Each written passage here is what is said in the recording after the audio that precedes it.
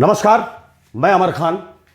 आज एक बार फिर मुझे उनके बारे में बात करनी पड़ रही है जिनके बारे में बात करना नहीं चाहता। हां, वो है वही मंडी से सांसद कंगना रनौत। मैं नहीं चाहता कि इनके बारे में ज्यादा बात की जाए, लेकिन वो कुछ ना कुछ ऐसा बोल देती हैं, कुछ ना कुछ ऐसे बयान दे देती हैं कि जो चारों तरफ फैल जाते हैं। अच्छी चीजें कम फैलती हैं, आपने भी देखा होगा और सुना होगा। बुरी चीजें बहुत जल्दी फैल जाती हैं। तो ये बुरी चीजों के पीछे लग गई हैं, गलत चीजों के पीछे लग गई हैं और गलत चीजों को इन्होंने अपना लिया है कि मुझे कुछ अच्छा तो बोलना ही नहीं है। वैसे भी मुझे लगता है कि डिप्रेशन में जा चुकी हैं। डिप्रेशन से इनका पुराना रिश्ता रहा है। ये खुद कहती थी कि जब से मैं घर से भागी हूं और अब तक कितनी बार डिप्रेशन में जा चुकी हूं। जब मैं डिप्रेशन में चली जाती हूं, सिगरेट पीने लगती हूं, शराब पीने लगती हूं, ड्रग्स लेने लगती हूं। फिर कुछ दिनों के बाद मैं डिप्रेशन से बाहर आती हूं, फिर काम पर जाती हूं, फिर मेरी रोजी रोटी चलती है। तो इस तरह की मेंटेलिटी यदि किसी की बन जाती है तो उसका क्या किया जा सकता है। इनकी लगातार फिल्में फ्लॉप हो रही हैं, लगातार। भाई, इनका जो मेन बिजनेस था, जो प्रोफेशन था, वो तो फिल्में ही थी। फिल्मों में अच्छा खासा काम कर रही थी, फिल्में हिट भी हुई हैं इनकी, वो रोजी रोटी अच्छी खासी चल रही थी इनकी। इनको अचानक क्या सूझा कि राजनीति में जाना चाहिए। किसी एक पार्टी की नीतियों से ये खुश हुई और उन पार्टियों की नीतियों में जाकर, जबकि पार्टियों का तो ये फर्ज ही है, ये हक है कि दूसरी पार्टियों की बुराइयां करें, दूसरे लोगों की बुराइयां करें। ये राजनीति में आने के लिए अनगरल बयान देने इन्होंने शुरू कर दिए, किसी पर्टिकुलर पर्सन को लेकर, किसी पर्टिकुलर पार्टी को लेकर। और इनको जब ये लगा कि मेरी फिल्में फ्लॉप हो रही हैं तो और ज्यादा बयानबाजी, क्योंकि उनको लगने लगा कि अब मेरी तो रोजी रोटी कैसे चलेगी। किसी की इतनी तारीफ कि भगवान बता दिया किसी को, किसी की इतनी बुराई कि शैतान बता दिया किसी को। इनको इस बात का अंदाजा नहीं था कि जब ये फिल्मों में काम करती थी तो हर तबके का दर्शक, चाहे वो किसी पार्टी से भी चुनाव लड़ता हो या किसी पार्टी को सपोर्ट करता हो, किसी पार्टी का समर्थक हो, हर तबके का दर्शक इनकी फिल्मों को देखता था। दर्शकों के दिमाग में कभी यह बात नहीं आती है कि इसकी फिल्में नहीं देखनी चाहिए या इसकी फिल्में देखनी चाहिए। यह तब आता है कि जब आप अपने प्रोफेशन को छोड़कर दूसरी फील्ड में जाकर अजीब तरह के बयान दो। तो जिस पार्टी के ये बुराइयां करती थी, जिस पार्टी के लोगों की बुराइयां करती थी, बहुत सारे राजनीतिक दल हैं जो जिसको ये समर्थन करती है, उसके अपोजिशन में उन सब की बुराइयां करना इन्होंने स्टार्ट कर दिया। अब दर्शकों को भी ये लगा, जो दूसरी पार्टी के समर्थक थे जिनकी ये बुराइयां करती थी, उनके दिल और दिमाग में इनके लिए जगह कम होनी शुरू हो गई। क्योंकि दर्शक, एक आम दर्शक जो होगा, एक न्यूट्रल जो होगा, वो एक्टर का, सिंगर का सिर्फ काम देखता है, उसके काम से खुश होता है, फिल्मों को देखता है, उससे फर्क ही नहीं पड़ता कि मैं कौन सी पार्टी से हूं, कौन सी से नहीं हूं। जब इन्होंने एक राजनीतिक पार्टी का हिस्सा बनने की सोच ली और उसके समर्थन में दूसरी पार्टियों को उल्टा सीधा बयान देना शुरू कर दिया, कहना शुरू कर दिया कि हमारा जो देश है वो भीख में आजादी मिली थी। 1947 में थोड़ी आजाद हुआ था हमारा देश। हमारा देश 2014 के बाद आजाद हुआ है। 2014 से पहले जितने सैनिक शहीद हुए, आजादी की लड़ाई में जितने घर तबाह हुए, कितनी बहनें बेवा हुई, घर उजड़ गए, हजारों लाखों की संख्या में हमारे शूरवीर शहीद हो गए, उन सबको इन्होंने मेट दिया, सबको नकार दिया। उसके बाद इनको ऐसा लगने लगा कि शायद अब मैं फिल्में करूंगी तो मेरी फिल्में हिट होनी शुरू हो जाएंगी, क्योंकि मैं तो सरकार के साथ हूं। जो सरकार के साथ होता है उसके सारे काम अच्छे होते हैं। लगातार इनकी फिल्मों के फ्लॉप होने का सिलसिला जारी रहा।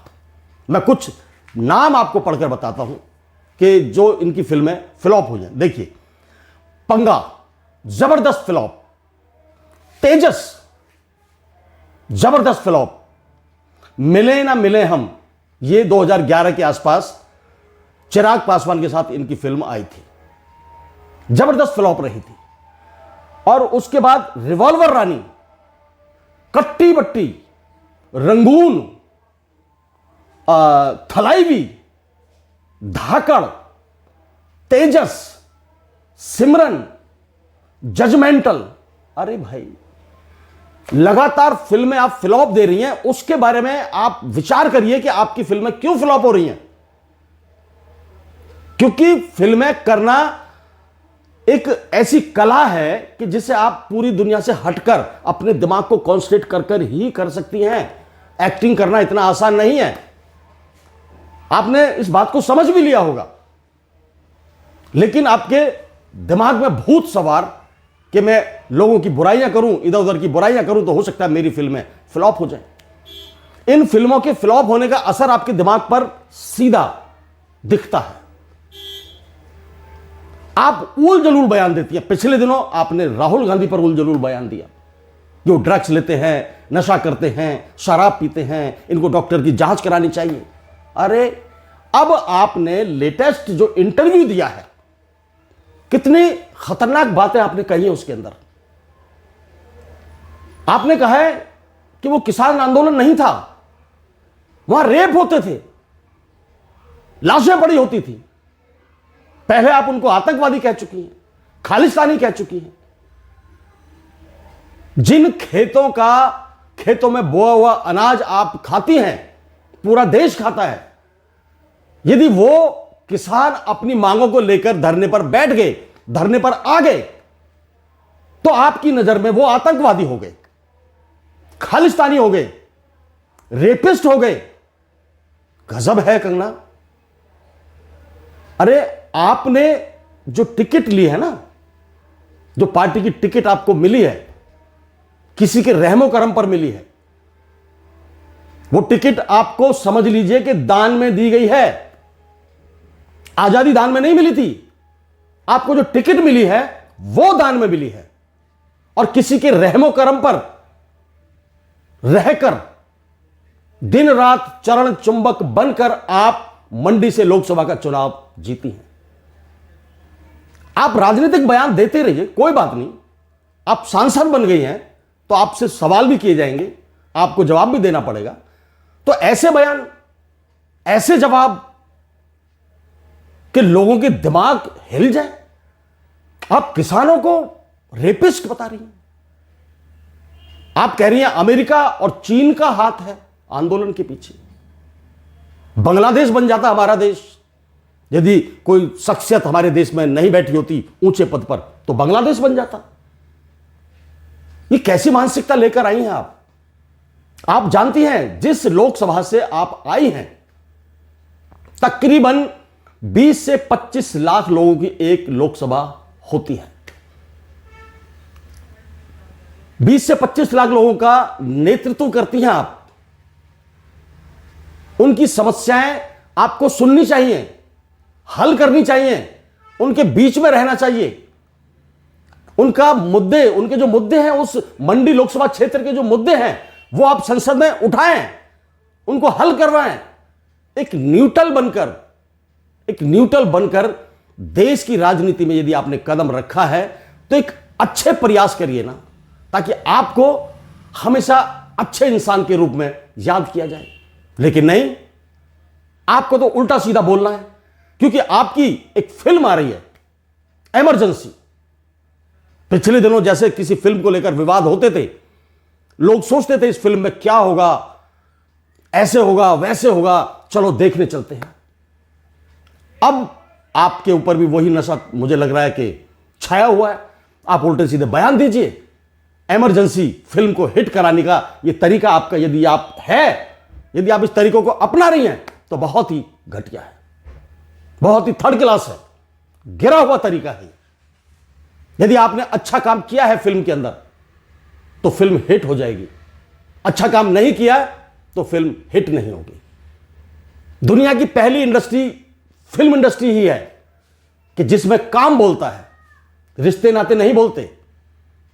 राजनीति में रिश्ते नाते बोलते हैं, लेकिन फिल्मों में सिर्फ और सिर्फ काम बोलता है। आप काम अच्छा करिए, स्क्रिप्ट अच्छी चुनिए, डायरेक्टर अच्छा चुनिए, आपकी फिल्में जरूर हिट होंगी। उल्टे सीधे बयान देकर, भड़काऊ बयान देकर, देश के किसानों को, अन्नदाताओं को उल्टा सीधा बोलकर आप यदि फिल्में हिट कराना चाहती हैं तो कभी जिंदगी में नहीं होगा। आप ध्यान रखना इस बात को। आपको जो टिकट मिली, मैंने फिर आपको बता रहा हूं, किसी ने दान में दे दी, किसी के रहमो करम पर आपने टिकट ले ली और जीत गई। आप उस चीज का नाजायज फायदा उठा रही हैं, जो मुंह में आता है कुछ भी बोल देती हैं। अरे फिल्म अच्छी होगी तो लोग देख लेंगे, हिट हो जाएगी, नहीं होगी तो 200 300 करोड़ के बजट की फिल्में भी फ्लॉप हो जाती हैं। कहानी अच्छी होनी चाहिए, डायरेक्शन अच्छा होना चाहिए, कॉन्सेप्ट अच्छा होना चाहिए, एक्टिंग अच्छी होनी चाहिए, बयानबाजी अच्छी नहीं होनी चाहिए। बयानबाजी से कभी फिल्में नहीं चलती हैं, मेहनत से चलती हैं, और आपने मेहनत करना बिल्कुल बंद कर दिया है। आपको लगता है कि मैं बयान दूंगी मेरी हर समस्या हल हो जाएगी। आपसे प्रार्थना है कि 20 से 25 लाख लोगों का नेतृत्व करती हैं, प्रतिनिधित्व करती हैं, आप उनकी समस्याओं को संसद में उठाइए और देश के भले में जो बातें हैं आप वो करिए। कंगना जी प्लीज उल्टा सीधा मत बोलिए किसी के बारे में। आज इतना ही। जय हिंद, जय भारत, नमस्कार।